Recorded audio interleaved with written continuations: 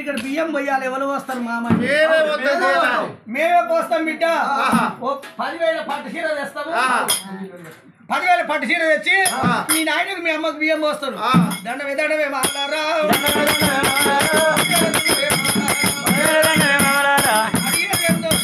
బిడ్డ ఈ దండమే ప్రాణగండం అంటారు చెప్పు ఇగో మా 6 అన్నలు ఉన్నారు మా 6 వదినలు మా అమ్మనాయుడు బియ్యం పోస్తారు బావలే మరి మా వదినలు నా పెళ్లి అవుతుంటే బియ్యం పోయకపోతే మూతేమో మూట కోరికే పోతుంది ఈ ముఖమేమో మోతకూరికే పోతుంది మా వదినలు ముఖమాట పెట్టుకుంటారు మల్లన్న పెళ్లికి వచ్చిన వాళ్ళు ఎవరే కానీ ముఖపట్ట పెట్టుకోవద్దు మల్లన్న పెళ్లికి వచ్చిన వాళ్ళు ఎవరు చిన్నతనం చూడొద్దు వాళ్ళు చిన్న పోవద్దంటే ఇక పీడ భాష పాడైపోయి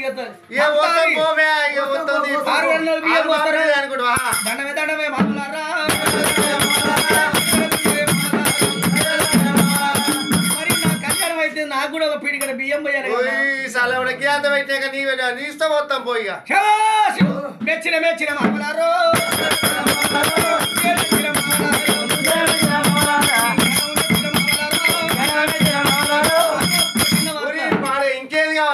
నా పెళ్లి అవుతుంటే శనితం చేస్తే సచ్చదాకా చేయాలంటారు జమనత్తు పడితే కట్టి తీరాలంటారు సంగడు నేను ఒక్క గడియల ఉద్దినము ఒక్క కంచార తిన్న ఒక్క మంచార అన్నము కుంకుమ గుడ్డల కడ కూడి ఆటలాడినము అని 50 వృక్షాల కింద కత్తి కలిపి బాస చేసినము సంగడికి పిడిగాడు బియ్యము పోయింది మామలారో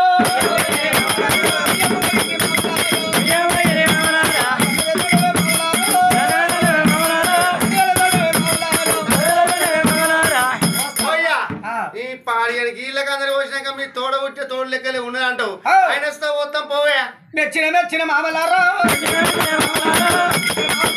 కాయలు రాపించుకుండు ఇవన్నీ పెడతాడు కాయలు రాపించుకున్నారు అత్తల దగ్గర పోయిండ్రు అత్తలారా ఎంతసేపు చెప్పినా మా తల్లి ఎక్కువ రాలే మీరు తక్కువ రాలే అత్తలారా నా పెళ్లికి ఏం పెడతారు అత్త మీరంటే అన్న వార్తంటుందట నీ మామసాటుంగా 9 బొక్కెళ్ళ ధనము తొక్కుడు పంట కింద పెట్టిన బిడ్డ ఎందుకంటే మొగల మీద కొరిగేటోళ్ళు ఉంటారు కొందరు ఏం చేస్తాడు మొగడు ఇంత మంది లాగా వచ్చి అంగిడి సాడ ఏంగిడే జీవం చదివేటోళ్ళు కొందరు ఉన్నారు అవి తీసుకోరు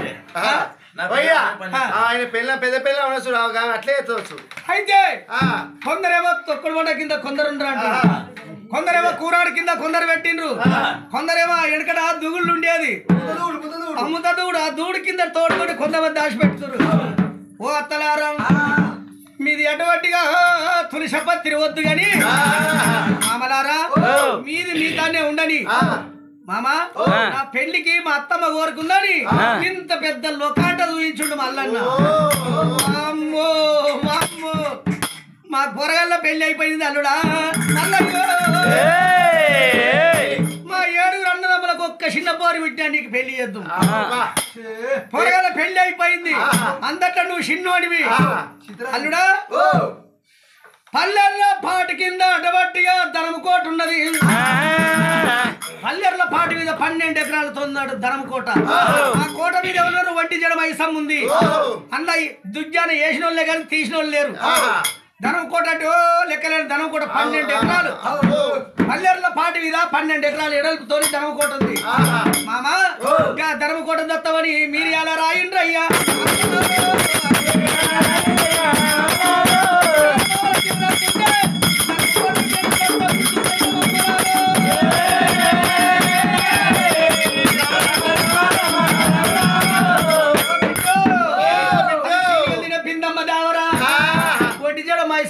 గెలుతావు మామా పోతేనేమో పులి పిల్లను ఉంటే పులి పిల్లను నేను బతికితేనేమో పులి పిల్లను కోట మీద మరణం అయితే పులి అయితే పొలేసుకుంటది మైసమ్మ నేను బతుకుంటే పులి పిల్లను అయితే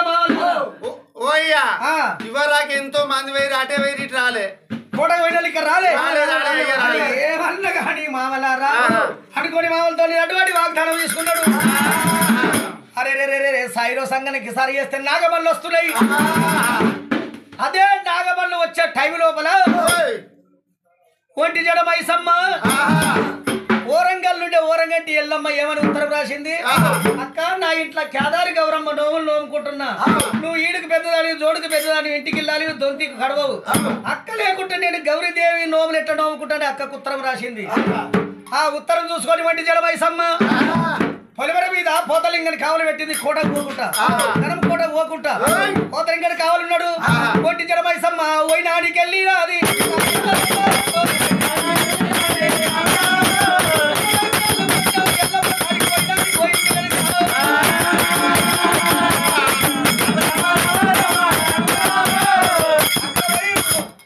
మంచిగా బంగారు పట్టమచ్చ మీద పండుకుందట. మల్లన్న వచ్చినట్టుగా ధనం కూడా దోపిడి అయినట్టుగా కలగంట ఉన్నాదమ్మో.